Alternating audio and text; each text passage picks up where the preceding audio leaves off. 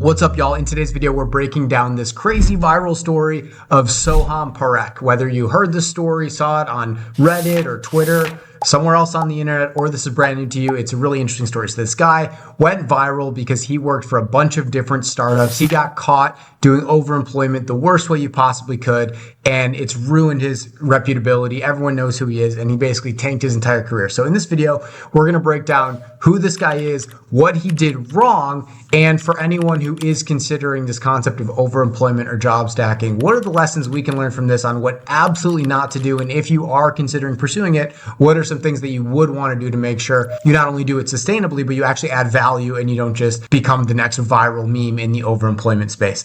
Let's break it down. If you're new here, my name is Delaney William. I run the world's largest company focused on helping people land remote jobs using AI and automation. Since our inception in 2024, we've applied to over 1 million jobs for our clients, helping people at Meta, Netflix, Airbnb, Google, ESPN, Accenture, and more land six-figure remote roles, often in 90 days or less. And this platform is designed to help build future business leaders, understanding how we can not only survive, but thrive in this crazy world of AI transformation. So if that's you, like, subscribe, and stay tuned for the next video. Now, let's jump into this video about Soham. So whether you've heard of this guy or not, essentially what he did was get really good at targeting these YC, Y Combinator backed companies, which is essentially a startup accelerator that funds businesses. He got really good at targeting these companies because they just got all this new funding, got really good at the interview process and landed jobs at these companies, seemingly like a high performer, high value individual. And we'll get into this value in a bit here, but he was very unsustainable with it. So he took on way more than he could handle. He had a horrible reputation, and this ultimately ended up getting leaked on social media where it came out that, oh, he got caught working multiple jobs,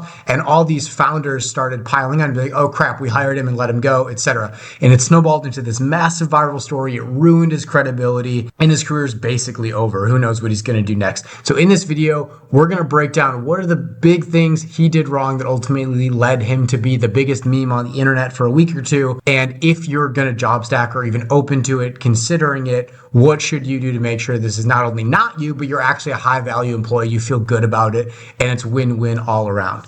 Let's jump in. Before we double click on Soham, I want to really set the stage with how is this even possible, this whole overemployment job stacking thing.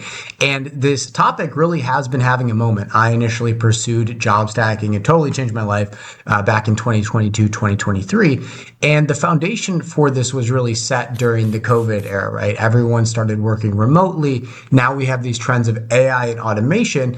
And what used to be a 40-hour per week job, typically for people who are solving problems and using new technologies and really just getting more efficient with their time, it's not unrealistic to get all your work done in a standard 9-to-5 job in maybe 20 hours or even less per week. So it's opened this door to, well, I have more time. I could either pour all this time back into my existing company but not get rewarded extra. If they're happy with me, why not take on other work? That could look like a traditional side hustle, but if you could theoretically figure out how to balance the responsibilities of 2 9-to-5s, keep your employers happy, give a positive return on your investment, well, you just doubled your salary. Like, you couldn't even get that by becoming the VP of your own current technology team and really striving for a raise. So it's become this really palatable, really intriguing goal for people over the last few years, and it is really having a moment. That being said, it's very polarizing because done wrong, you end up like Soham. You totally mess up your company, you leave them scrambling to replace you and actually get the value they were hoping to out of you, and it's an ethical and a moral gray area. Done correctly, if you can actually figure it out, it's a win-win for everyone. The need is being met by the business, they're getting a positive ROI on you, and you've doubled or even tripled your income in an economic time that is pretty uncertain and over the next 5 to 10 years. It's a really, really intriguing, polarizing topic. That is the foundation. That's why people like Soham and even myself have pursued it. We're on very different ends of the spectrum, but now let's break down Soham and what are the top 3 things he did wrong that no one should ever do if they're going to consider job stacking. All right, so the first huge mistake that Soham made was he got way too greedy. For anyone considering job stacking, like many of our clients, the number one thing I'm always preaching is only go at the speed which is sustainable for you, because you're going to pour months into the interview process. You're going to go through 5, maybe even 7 or 8 rounds of interviews to land this job most of the time. And the minute your quality starts slipping, meaning you get too focused on the dollars and not focused enough on the value you're providing to the company, it's all going to crumble in front of your eyes. It's all extremely delicate. it.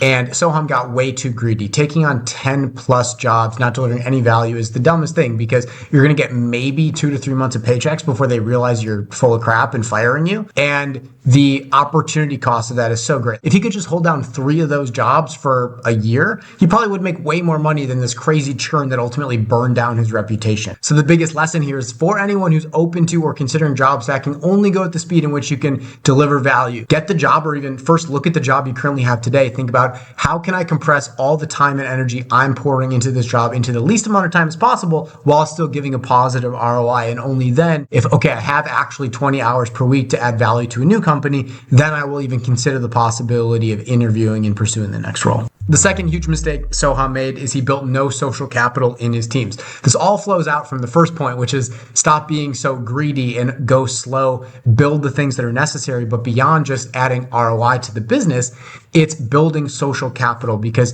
if you take the time, like for me, when I was job stacking, when I got my second job, even though I had more momentum interviewing and could have continued to pursue my third role, I took 3 months to just build social capital in my team, get to know everyone around me, make them like me, add value to them, be an A player on the team, be someone that everyone looks at like, oh, this guy's really good, he's dependable, he's reliable. And if you build social capital, that will 10x your leeway and your leverage when it comes to reorganizing meetings around efficiency. All right, if you're an A player and you're trying to rally the team around less meetings to be more efficient, which benefits you, if you're just the lazy guy in the corner, that's going to come across so different of like, okay, this dude barely does his job, he barely cares, we don't even know him, and he's telling us we should be more efficient and have less meetings. That will just sound way more suspect and create way more curiosity. So when you build social capital, people are less likely to look over your shoulder and more likely to just give you the benefit of the doubt that you're adding value. You can push back on, hey, we need to have this meeting. Be like, hey, I actually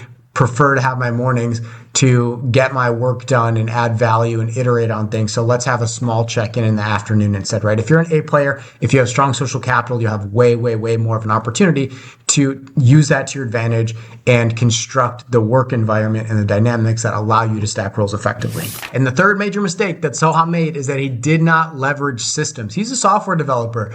You could handle multiple software development jobs, but there's no way you're going to handle 10 of them without incredible systems. Can it be done? Maybe. Is it realistic? Not really. Could you do maybe 3 to 4 software development jobs with really good systems? Probably. So I look at job stacking, like when we work with the client, it's very custom because everyone's work dynamics are going to look so different. It's never going to be the same situation across any combination of jobs. So what does that look like?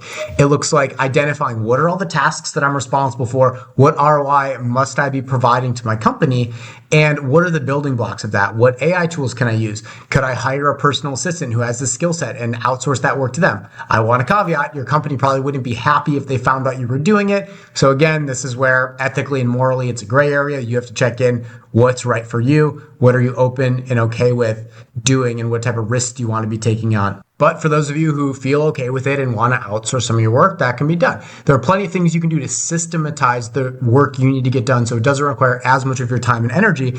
But if you're not building systems, you're the bottleneck and it's all going to fall apart if you take on more and more and more, but you can't scale your personal time. You can only do that via systems. So in summary, it is zero surprise that this dude went viral and basically ruined his entire career, lit it up in flames because he was way too greedy, he didn't build social capital, and he had no systems. So if you're someone who's curious about job stacking and wants to pursue it, make sure you don't get too greedy, go slow, create ROI for that company, and don't try to stack another job until you feel like you can totally handle it.